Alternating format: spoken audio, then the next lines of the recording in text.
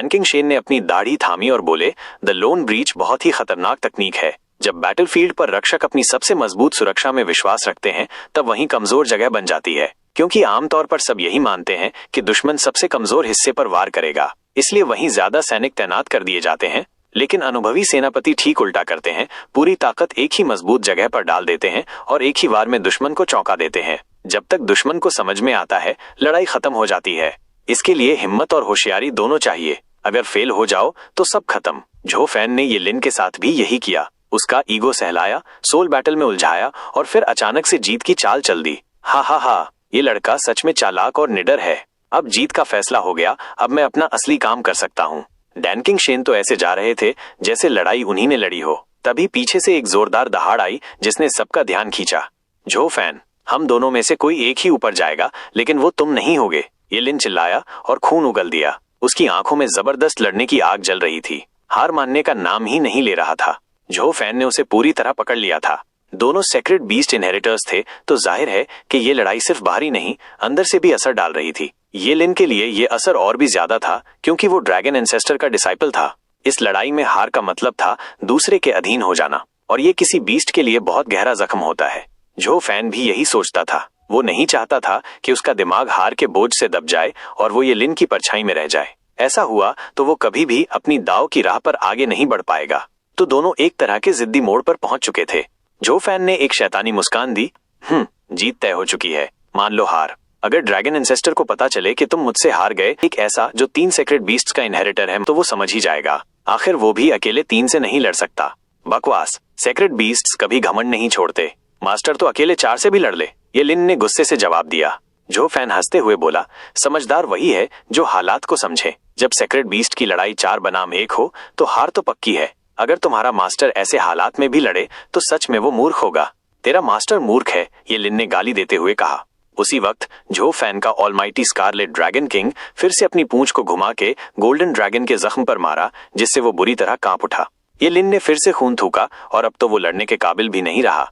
झो फैन हंसता रहा, इशारे बनाता रहा और सामने वाले को चिढ़ाता रहा। लेकिन तभी वो किंग्क्यू को कुछ अजीब लगा और वो चिल्लाया, जूनियर ब्रदर, उसके बहकावे में मत आना। अगर हमला करना है तो अभी कर, वरना बहुत देर हो जाएगी। फिर से बेवकूफ बना दिया।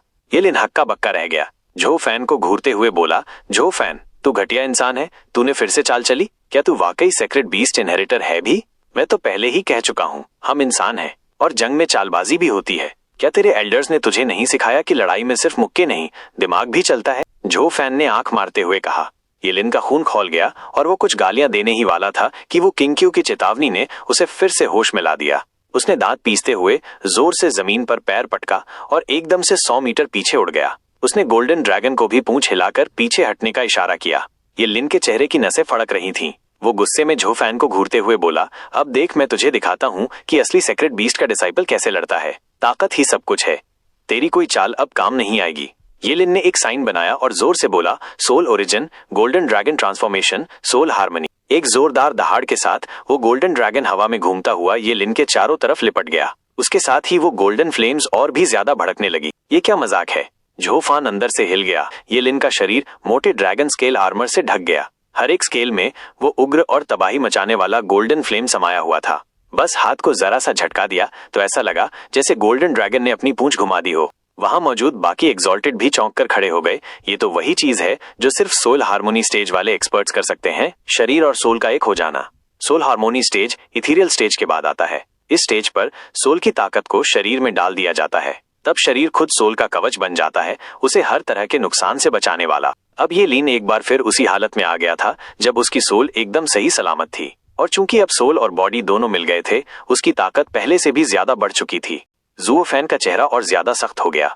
हे भगवान, ये तो सीधा सीधा हारने वाली हालत है। सब वहीं आकर फंस गया जहां से शुरू हुआ था, बल्कि अब तो पहले से भी बुरा लग रहा है। ये लिन हंसते हुए बोला, हा, ये तो सोचा भी नहीं होगा ना। सेक्रेट बीस्ट का शरीर सबसे बेहतरीन होता है और जब सोल उससे जुड़ जाता है तो वो बिल्कुल परफेक्ट बन जाता है। मैं ड्रैगन एंसेस्टर का डिसिपल हूँ, इसलिए ये सोल हार्मोनी मेरे लिए कोई बड़ी बात नहीं है। फिर वो ज़ुओ फैन के कांपते चेहरे की तरफ देखकर और जोर से हंस पड़ा। अब मैं डेसिमेटिंग ड्रैगन एंसेस्टर का छोटा वर्जन बन गया हूँ। अब जरा देखता हूँ तू मुझे कैसे हराता है। ये लिन सीधा ज़ुओ फैन की ओर बढ़ा और उसके चारों ओर गोल्डन फ्लेम्स की आंधी बन गई। वो गर्मी इतनी भयंकर थी कि जुओ फैन को ऐसा लगा जैसे जिंदा ही भुनने लगे। जुओ फैन ने आंखें मिचकी और चेहरा एकदम गंभीर हो गया। उसने एक हैंड साइन बनाया और ड्रैगन सोल को बुलाया। सामने प्रकट हुआ 100 मीटर लंबा एक भयंकर सैवेज ड्रैगन। उसका लाल तेज इतना डरावना था कि आम आदमी तो उसके सामने कांप उठे। ऑलमाइटी स्कारलेट ड्रैगन किंग ने जब देखा कि ये लिन आ रहा है तो उसने पंजा उठाया और उस छोटे से इंसान को दबोचने के लिए बढ़ा। भारी ताकत से ये लिन का कंधा दब गया, लेकिन ये लिन ने बस एक सांस भरी और थूका। बस उसके मुंह से निकली एक छोटी सी फ्लेम ने पूरे ड्रैगन को ढक लिया। पल भर में वो गोल्डन फ्लेम्स फैल गईं और उस ड्रैगन को जलाने लगीं।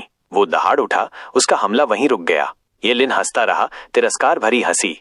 जुओ फैन बस हल्की सी मुस्कान लिए सब सहता रहा। तभी ऑलमाइटी स्कारलेट ड्रैगन किंग बदलकर बन गया heaven devouring demonic dragon king. अब उसके चारों ओर काली ऊर्जा फैल गई जो हर फ्लेम को निगलने लगी। तो ये लिन फौरन उसके सामने आया और हाथ हिलाया। हजारों जलते हुए कण जैसे कोई आग की बारिश हो रही हो। स्केल शेडिंग, धड़ाम। वो धमाके रुकने का नाम नहीं ले रहे थे। उस डेमोनिक ड्रैगन को जैसे आग के तूफान ने घेर लिया हो। वो तड़प उठा और खुद को मरोड़ने लगा। जुओ फैन कांप उठा और फौरन उसे बदलकर वॉल्टिंग ड्रैगन किंग बना दिया। अब उसकी नीली आग और फ्लेम्स ने वो सारे गोल्डन स्केल्स निगल लिए और खतरा टल गया। मगर अब ये लिन की आंखों में चालाकी आ गई थी। वो जानता था कि इस अज्योर ड्रैगन की वजह से ही उसे मजबूर होकर अपनी पूरी ताकत झोंकनी पड़ी और इसी वजह से वो पर्पल ड्रैगन के वार का शिकार भी हुआ। तो अब उसकी बारी थी बदला लेने की।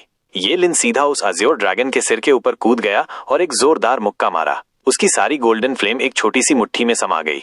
जुओ फैन चिल्लाया, ये लिन, तू ये करने की हिम्मत कैसे कर सकता है? ये लिन ने ठठा कर कहा, देखते रहो, जरा पर्पल ड्रैगन को फिर से इस्तेमाल करके मुझे रोक कर दिखाओ। उसका वो मुक्का एकदम वैसा ही था जैसे कभी गोल्डन ड्रैगन ने पंजा मारा था। ये सुनकर कैसा लगा? गोल्डन फ्लेम ने अजूर ड्रैगन की नीली लपटों को धक्का देकर हटा दिया और सीधा उसकी रीढ़ पर जा लगी। वो चीख उठा दर्द से, मगर थोड़ी ही देर में ठीक पहले की तरह अजूर ड्रैगन का रंग बदलकर पर्पल हो गया और उसने ये लिन की छाती पर पंजा मार दिया। एक जोरदार गड़गड़ाहट के साथ ये लिन पीछे फेंका गया, मगर ज्यादा दूर नहीं। उसने नीचे देखा अपनी जली हुई छाती की तरफ, फिर बस हल्के से हाथ झाड़ते हुए बोला, जरा भी नहीं लगा। तुम्हारा पर्पल लाइटनिंग तो इतना कमजोर है कि यकीन ही नहीं होता। इससे गोल्डन ड्रैगन को चोट कैसे पहुंच गई थी? जुओ फान का चेहरा कांप उठा और उसने अपना सिर थाम लिया जैसे अभी फट जाएगा।